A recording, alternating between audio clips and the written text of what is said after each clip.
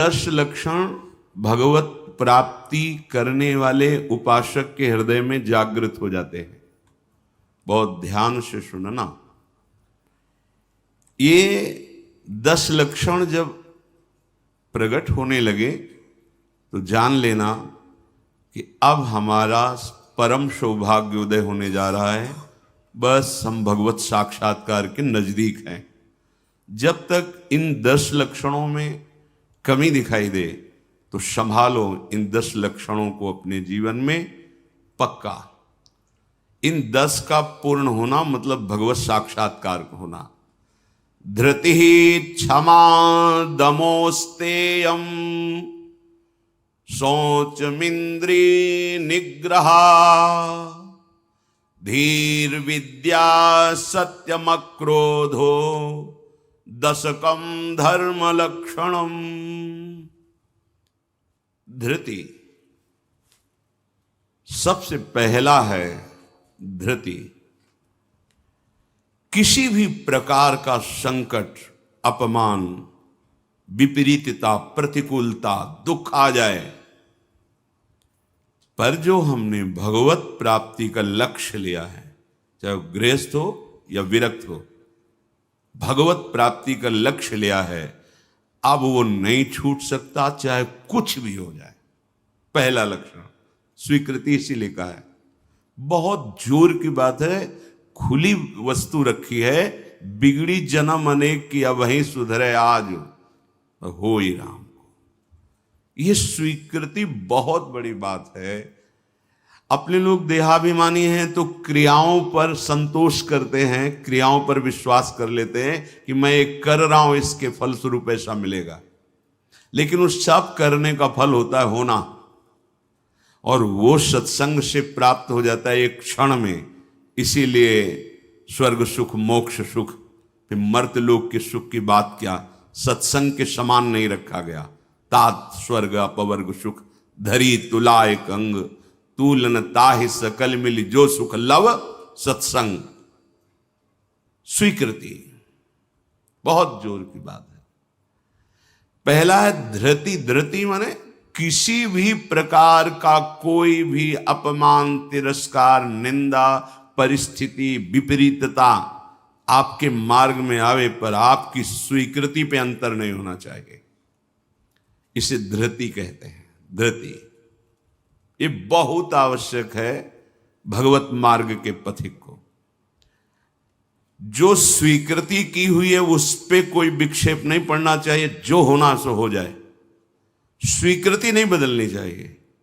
बस तुम्हारा ये यथा माम प्रपद्यन्ते तास तथैव भजाम्य हम।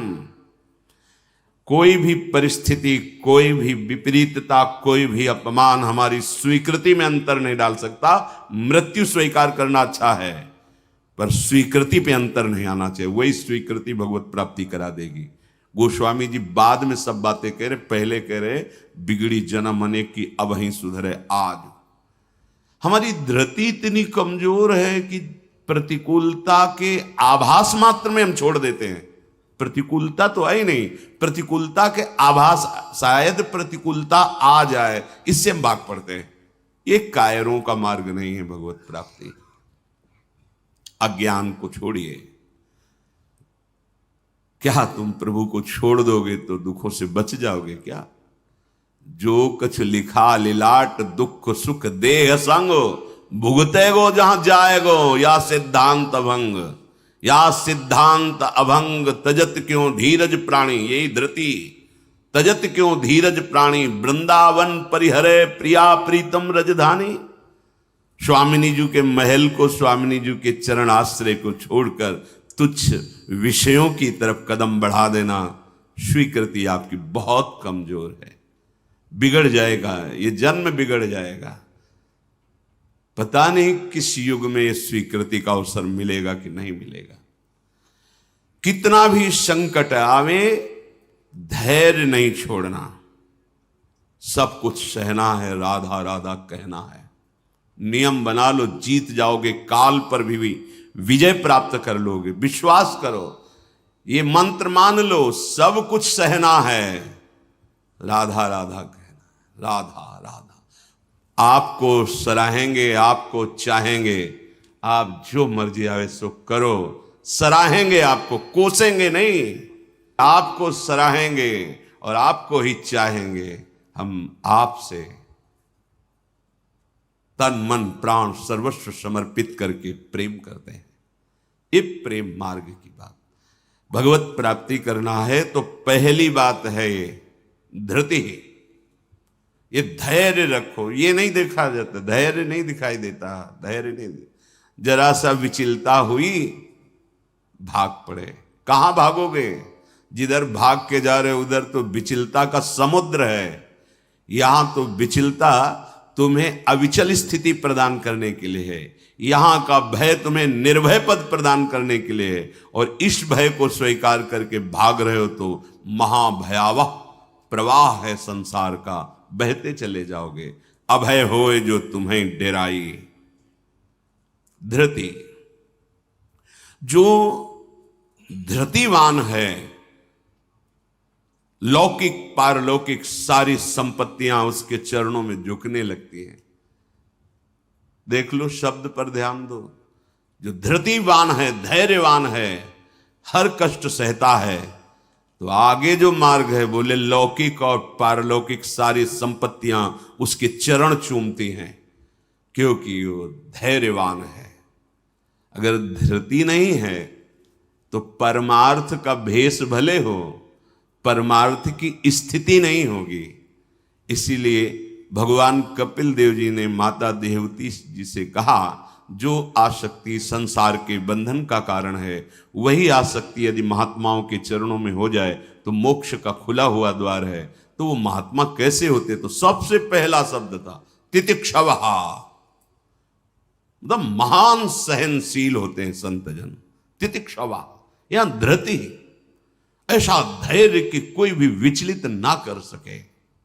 बहुत गंभीरता से, इसीलिए इसमें रुके हुए हैं।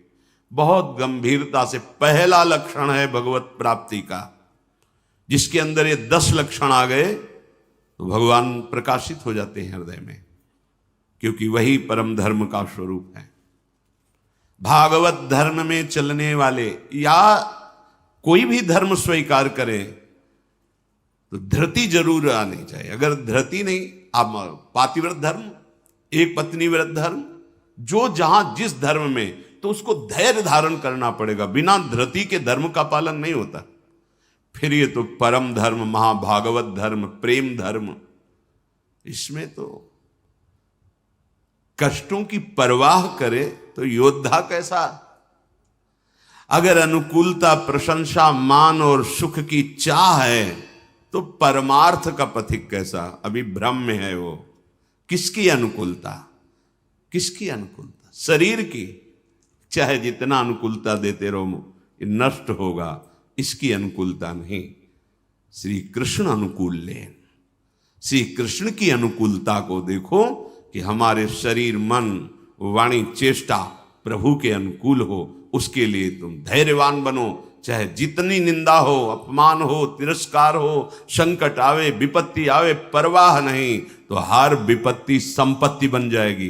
देख लेना, लिखा है कि जो धैर्यवान होकर परमार्थ में चलता है तो लौकिक और पारलौकिक सिद्धियां और सफलता उसके चरणों में आ जाती है। श्री राधा किंकरीणाम लुठति चरण यो रद्भुता सिद्ध कोटि, करोड़ों प्रकार के वैभव।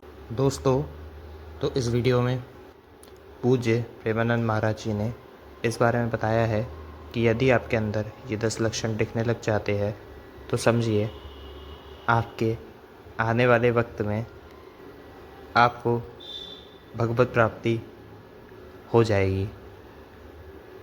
दोस्तों, नाम जप भगवत प्राप्ति के लिए सबसे आवश्यक और सबसे महत्वपूर्ण कार्य है। दोस्तों, यदि आपको ये वीडियो सत्संग पसंद आया हो तो वीडियो को लाइक करिएगा, शेयर करिएगा, कमेंट में राधे राधे तथा इस सत्संग से और बाकी सारे सत्संग जो भी आपने इस चैनल पर या फिर किसी भी चैनल पे देखे हो तो उसके विचारों को कमेंट के माध्यम से इस चैनल पर प्रस्तुत करिएगा, ताकि बाकी लोग आपके कमेंट को पढ़कर यदि उन्हें सही लगे तो अपने जीवन में उतार पाए, और यदि कुछ गलत लगे तो आपको आपके विचारों पर समझा पाए। दोस्तों, आप चैनल को सब्सक्राइब कर बेल आइकन यानी कि नोटिफिकेशन का बटन भी दबा सकते हैं, जिससे जो भी सत्संग या वीडियो अपलोड होएगी उसका सबसे पहला नोटिफिकेशन आप तक पहुंचेगा, जिससे सबसे पहले आप उस वीडियो को देखकर अपने जीवन में प्रेमानंद महाराज के विचारों को उतार कर अपने जीवन को बेहतर, मंगलमय तथा धन से समृद्ध और नाम जप के लिए भी और मोटिवेट हो पाएंगे। चलिए दोस्तों, तो अब हम लोग अगले सत्संग में मिलेंगे। तब तक के लिए आप नाम जप करिएगा। जितने भी बाकी सत्संग अपलोडेड हैं उनको देखकर अपने विचारों को ज़रूर बताइएगा। चलिए दोस्तों, तो चलते हैं। राधे राधे दोस्तों।